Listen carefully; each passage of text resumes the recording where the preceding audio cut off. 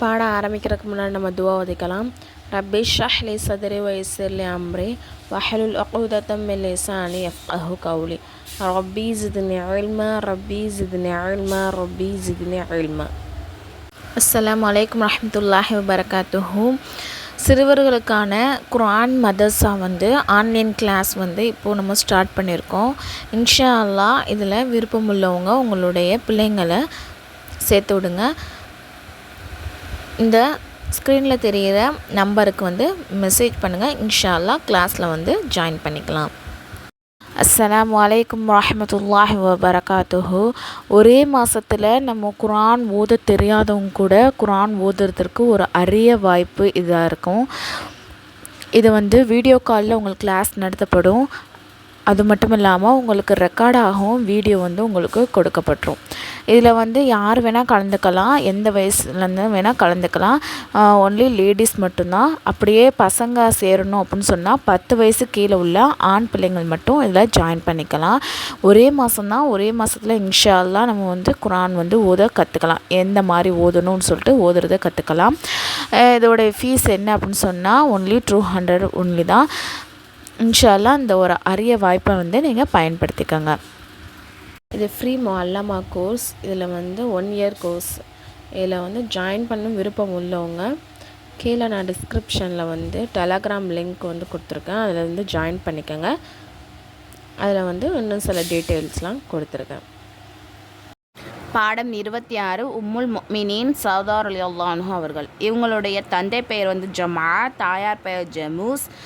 இவங்க நபித்துவம் கிடைத்த ஆரம்ப காலத்தில் இஸ்லாமத்தில் இணைஞ்சிட்டாங்க. இவங்க இவங்க ஃபஸ்ட்டு ஹிஜ்ரத் ஹபஸாவுக்கு தான் போகிறாங்க. அங்கே பல வருடங்களுக்கு பிறகு மக்கா முஹர்ரமாவுக்கு திரும்பி வர்றாங்க. அவங்களுடைய முதல் திருமணம் ஹஜ்ரத் சக்ரான் இப்னு அம்ர் ரலியல்லாஹு என்ற ஒரு சஹாபியுடன் தான் நடக்குது. அவங்க ஹிஜ்ரத்தில் சௌதா அம்மையா, அதாவது அவங்க ஹபஸாவுக்கு போனாங்க இல்லையா, அப்போ சௌதா அம்மையாரோட அவங்களுடைய ஹஸ்பண்டும் இருக்காங்க. அவரின் மூலமாக அப்துல் ரஹ்மான் என்கிற ஒரு ஆண் குழந்தையும் பிறக்கிறாங்க. அதே மாதிரி அந்த சக்ரான் ரலி அவங்க மஃபாத் ஆயிடுறாங்க. அவங்களுடைய மஃபாத்துக்கு பிறகு நபித்துவத்தோடைய 10வது ஆண்டில் சௌதா அம்மையாருக்கும் ரசூலுல்லாஹி ஸல்லல்லாஹு அலைஹி வஸல்லம் அவர்களுக்கும் திருமணம் நடைபெறுது. சௌதா அம்மையார் மிகப்பெரிய கொடையாளியாகவும் இன்னும் மிகவும் எந்த ஒரு விஷயம் சொன்னாலும் அதுக்கு கட்டுப்படக்கூடியவங்களாகவும் இருந்திருக்காங்க. அதே மாதிரி மிகப்பெரிய ஒரு கொடையாளியாகவும் இருந்திருக்காங்க.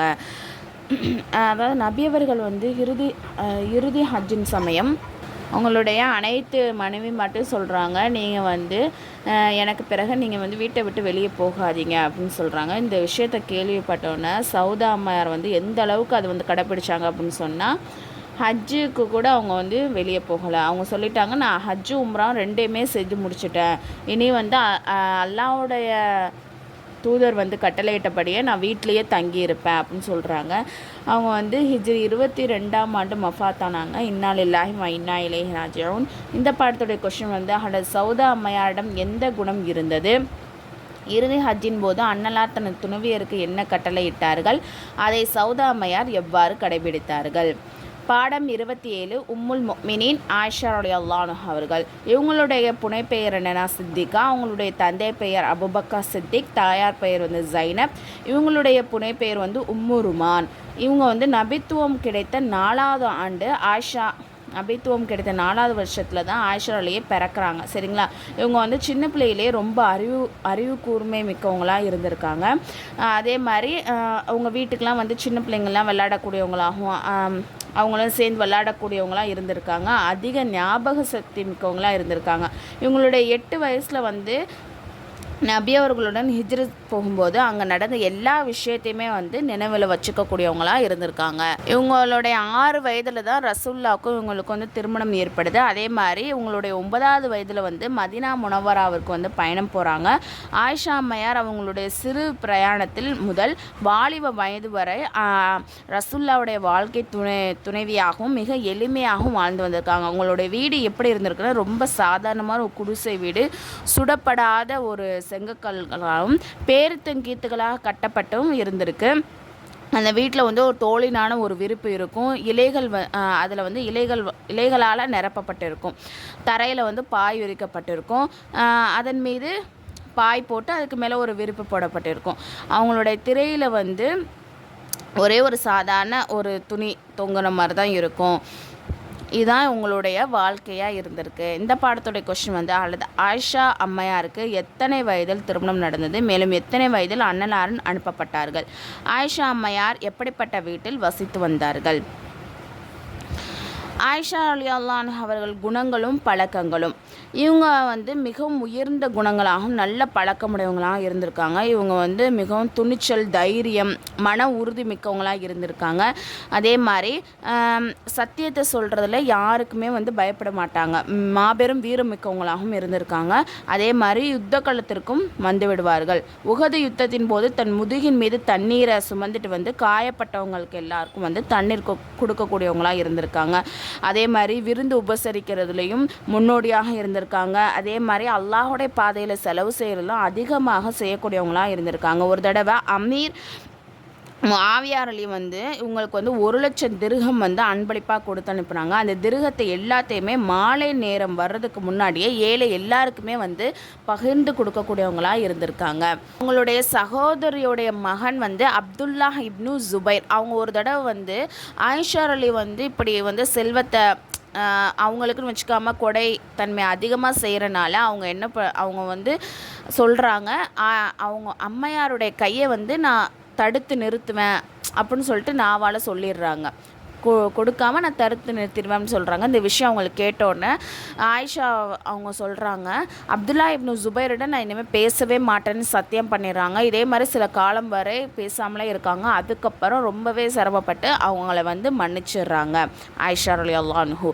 அதுக்கப்புறம் வந்து ஆயிஷா ரலியல்லாஹு அன்ஹு வந்து ரொம்பவே இபாதத் செய்யக்கூடியவங்களாகவும் ரசூலுல்லாஹ்வுடைய அனைத்து சுன்னத்துகளையும் ஷரியத்துகளையும் கட்டுப்படக்கூடியவங்களாகவும் இருந்திருக்காங்க. தஹஜ்ஜத், லுஹா தொழுகை முதல்ல எல்லா தொழுகையும் வந்து பேணுதலாக செய்யக்கூடியவங்களாகவும், அதே மாதிரி நோன்பு எந்த விதமான கடினமான வெயிலாக இருந்தாலும் நோன்பு நோக்கக்கூடியவங்களாகவும் இருந்திருக்காங்க. ஷரியத்திற்கு மாற்றமான சிறு சிறு விஷயத்தை கூட தவிர்த்து இருந்திருக்காங்க. எப்போதுமே வந்து அல்லாஹுடைய அச்சமும் மறுமையுடைய சிந்தனையும் கொண்டவங்களாக இருந்திருக்காங்க. அதே மாதிரி தன்னை பற்றி புகழ்ந்து பேசுவதை வந்து அவங்க பிரியப்படாதவங்களாக இருந்திருக்காங்க. அடிமைகள் மற்றும் தனக்கு கீழுள்ளவர்களுக்கு நல்ல முறையில் இரக்கமுடையவங்களாகவும் நடந்திருக்காங்க. அதே மாதிரி ஆயிஷா ரலியல்லாஹு அன்ஹா வந்து தன்னுடைய முழு வாழ்க்கையிலையும் நன்மையை ஏவுறதும் தீமையை தடுக்கிற அந்த மாதிரி விஷயத்திலேயே ஈடுபடக்கூடியவங்களாகவும், புறம் பேசுகிறது, அதை தீய பேச்சுகள் பேசுகிறது, சபிக்கிறது, இந்த மாதிரி விஷயத்தை விட்டும் தவிர்த்து இருக்கக்கூடியவங்களாக இருந்திருக்காங்க. இந்த பாடத்துடைய கொஸ்டின் வந்து ஆயிஷா அம்மையாரின் சிறந்த குணங்கள் என்ன? ஆயிஷா அம்மையார் தமது சகோதரியின் மகன் அப்துல்லா இப்னு ஜுபைர் ரலியல்லாஹு அன்ஹு அவர்களுடன் ஏன் பேசாமல் இருந்தார்கள்? ஆயிஷா அம்மையார் தனது முழு வாழ்க்கையும் எக்காரியத்தில் கழித்தார்கள். அடுத்தது பாடம் 29. ஆயிஷா ரலியல்லாஹு அவர்களின் கல்வித்தரம்.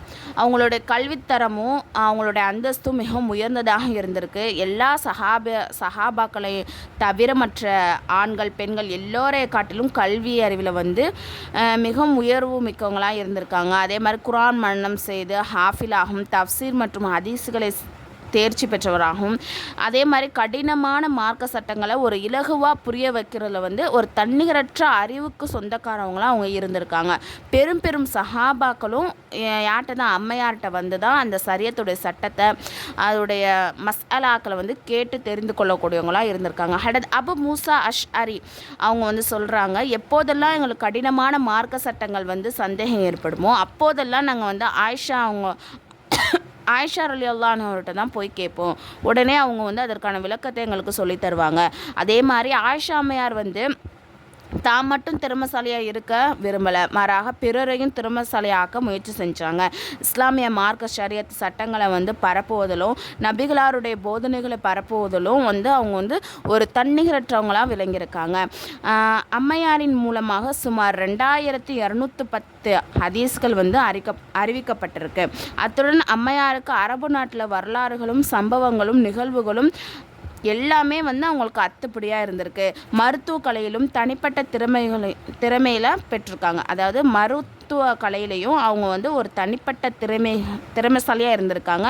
மேலும் அதிகமாக கவிதைகளையும் மனனம் செய்து வச்சிருக்கக்கூடியவங்களாக இருந்திருக்காங்க. அம்மையார் அவர்கள் தமது முழு வாழ்வையும் நபி ஸல்லல்லாஹு அலைஹி வஸல்லம் அவர்கள் போதனை பரப்புவதிலேயே கழிச்சிருக்காங்க. ஆயிஷா ரலியல்லாஹு வந்து ஹிஜ்ரி 88ஆம் ஆண்டு தமது 66வது வயசில் மஃபாத்தாராங்க. இன்னா லில்லாஹி வ இன்னா இலைஹி ராஜிஊன். ஹஜ்ரத் அபூ ஹுரைரா ரலியல்லாஹு அவர்கள் தான் என்னது ஜனாஸா தொழுகை நடத்துகிறாங்க. மேலும் அந்நாள் ஜன்னத்துல் பக்கீர் நல்லடக்கம் செய்யப்பட்டார்கள். இந்த பாடத்துடைய கொஸ்டின், ஹஜ்ரத் ஆயிஷா அம்மையாரின் கல்வித்திறனின் அந்தஸ்து என்ன? ஆயிஷா அம்மையாரின் மூலமாக எத்தனை ஹதீஸ்கள் அறிவிக்கப்பட்டுள்ளன? ஆயிஷா அம்மையார் அவர்களின் ஜனாஸா தொழுகை நடத்தியவர் யார்? பாடம் 30. நபி ஸல்லல்லாஹு அலைஹி வஸல்லம் அவர்களின் பிள்ளைகள். ரசூலுல்லாஹ்க்கு வந்து 3 ஆண் பிள்ளைகள், 4 பெண் பிள்ளைகள். ஒரு மகனை தவிர மற்ற எல்லாருமே வந்து ஹதீஜா அம்மையார் மூலமாக பிறந்திருக்காங்க. அதே மாதிரி ஒரு மகன் வந்து நபியோடைய அடிமை பெண் மாரியா கிஃப்தியா அவங்க மூலமாக பிறக்கப்பட்டிருக்கு. அதே மாதிரி மற்ற துறவிகள் மூலமாக நபியோவுக்கு வந்து எந்த பிள்ளையும் வந்து பிறக்கலை. அதே மாதிரி அவங்களுடைய அனைத்து அதாவது ஆண் பிள்ளைகளும் சின்ன பிள்ளைகளே மஃபாத்தாராங்க. அனைத்து மகள்களும் பெரியவர்கள் ஆனார்கள். அவர்களுக்கு திருமணமும் நடத்தி வச்சாங்க. இந்த பாடத்துடைய கொஷின் வந்து நபி ஸல்லல்லாஹு அலைஹி வஸல்லம் அவர்களுக்கு ஆண் பிள்ளைகளும் பெண் பிள்ளைகளும் எத்தனை பேர் இருந்தன? அண்ணனாரின் மகன்கள் எந்த மனைவியின் மூலமாக பிறந்தார்கள்? பாடம் 31. நபி ஸல்லல்லாஹு அலைஹி வஸல்லம் அவர்களின் மகன்கள். ரசூலுல்லாஹ்க்கு வந்து 3 ஆண் பிள்ளைகள் இருக்கிறாங்க. அவங்களில் ஒருவர் தான் ஹாசிம், இன்னொருத்தவங்க அப்துல்லா. இவங்க வந்து மக்கா முஹர்ரமாவில் வந்து ஹதீஜா அம்மையார் மூலமாக பிறந்தவங்க. இதன் காரணமாக அண்ணலாருக்கு வந்து அபுல் காசிம் என்ற புனைப்பெயரும் இருந்துச்சு. அதே மாதிரி ஹஜ்ரத் ஹாசிம் வந்து நபித்துவம் கிடைப்பதற்கு முன்பே பிறந்து மஃபாத்தாராங்க. 2வது மகன் அப்துல்லா வந்து இவங்க வந்து நபித்துவம் கிடைத்த பிறகு பிறக்கிறாங்க. இவங்களும் என்னது மஃபாத்தாயிடுறாங்க.